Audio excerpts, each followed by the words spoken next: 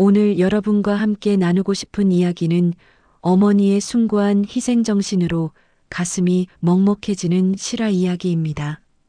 세상에는 많은 종류의 사랑이 있지만 그 중에서도 가장 아름답고 가장 숭고하며 가장 무조건적인 사랑이 있습니다. 바로 자식에 대한 어머니의 사랑입니다. 오늘은 두 편의 이야기를 통해 어머니라는 존재가 우리에게 얼마나 소중하고 위대한지, 그리고 우리가 얼마나 큰 사랑 속에서 자라왔는지를 함께 생각해 보는 시간을 갖겠습니다. 혹시 지금 어머니가 곁에 계시다면 꼭 안아드리세요. 그리고 만약 어머니가 더 이상 곁에 계시지 않는다면 이 이야기를 들으며 어머니를 그리워해도 괜찮습니다. 첫 번째 이야기. 흉터 속에 숨겨진 사랑. 어느 초등학교에 다니는 한 소년이 있었습니다. 그 아이의 이름은 민준입니다. 민준이는 다른 아이들과 별다를 것 없는 평범한 초등학생이었습니다. 하지만 한 가지, 민준이에게는 다른 아이들과는 다른 고민이 있었습니다. 어느 날 민준이는 떨리는 마음으로 조심스럽게 어머니께 말씀드렸습니다. 학교에서 학부모 참관 수업이 있어요. 다른 엄마들도 다 온다는데 엄마도 올 수 있어요? 민준이는 내심 어머니가 학교에 오시지 않기를 바라고 있었습니다. 아니, 정확히 말하면 무서웠습니다. 민준이의 어머니는 정말 아름다운 분이셨습니다. 부드러운 미소와 따뜻한 눈빛을 가진 세상에서 가장 사랑스러운 어머니였습니다. 하지만 어머니의 얼굴에는 깊고 큰 흉터가 있었습니다. 얼굴을 거의 절반이나 덮을 정도로 심한 화상 자국이었습니다. 민준이는 지금까지 한 번도 어머니께 그 흉터에 대해 물어본 적이 없었습니다. 아니, 물어보고 싶지도 않았습니다. 그저 부끄러웠습니다. 친구들이 보면 뭐라고 할까?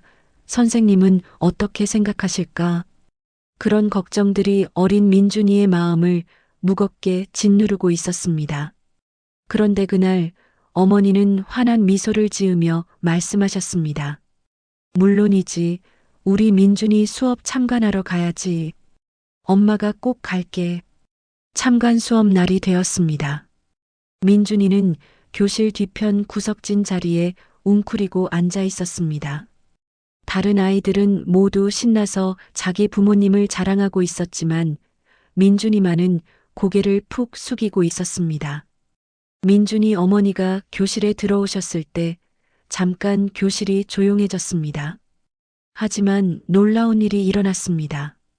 어머니의 흉터를 본 사람들의 첫 반응은 안쓰러움이나 불편함이 아니었습니다. 어머니의 따뜻한 미소와 부드러운 말씨, 그리고 다른 아이들까지 챙기는 자상한 모습에 모든 사람들이 감동받았습니다. 민준이 어머니는 정말 좋은 분이시네요. 다른 학부모들이 수군거렸습니다. 하지만 민준이는 여전히 움츠러들어 있었습니다. 그때였습니다. 민준이는 우연히 담임 선생님과 어머니의 대화를 엿듣게 되었습니다. 실례가 안 된다면 어떻게 해서 그런 상처를 입으시게 된 건가요? 선생님이 조심스럽게 물으셨습니다. 어머니는 잠시 민준이를 바라보신 후 조용히 말씀하기 시작하셨습니다. 민준이가 3살 때였어요. 저녁 늦게 집에 화재가 났어요. 순식간에 온 집이 불바다가 되었죠. 저는 밖에 나와 있었는데 민준이가 아직 집 안에 있었어요. 주변 사람들이 모두 말렸어요.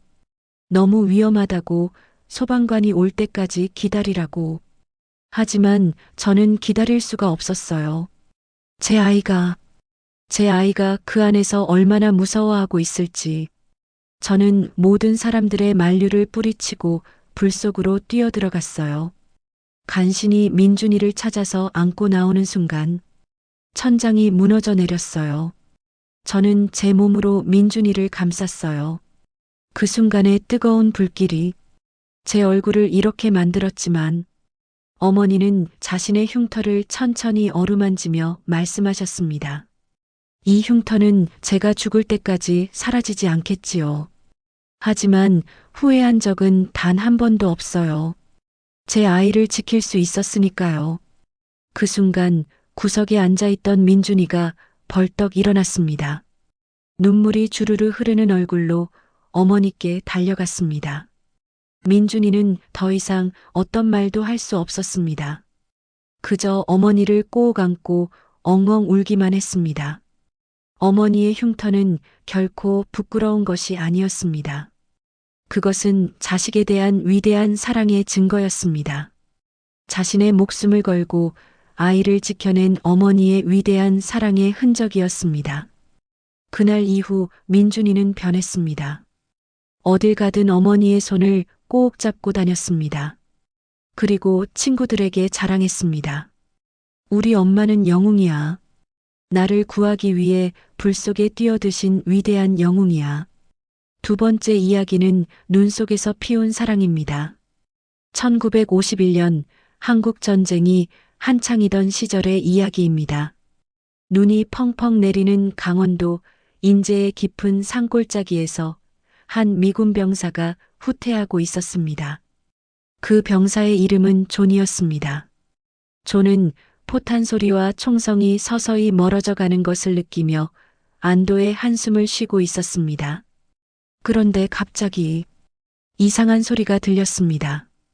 희미하지만 분명한 아기의 울음소리였습니다. 존은 걸음을 멈췄습니다. 전쟁터 한복판에서 이 깊은 산골짜기에서 아기의 울음소리라니. 존은 도저히 믿기질 않았습니다. 그 소리를 따라가던 존은 깊이 쌓인 눈더미 속에서 그 소리가 나오고 있다는 것을 알아냈습니다.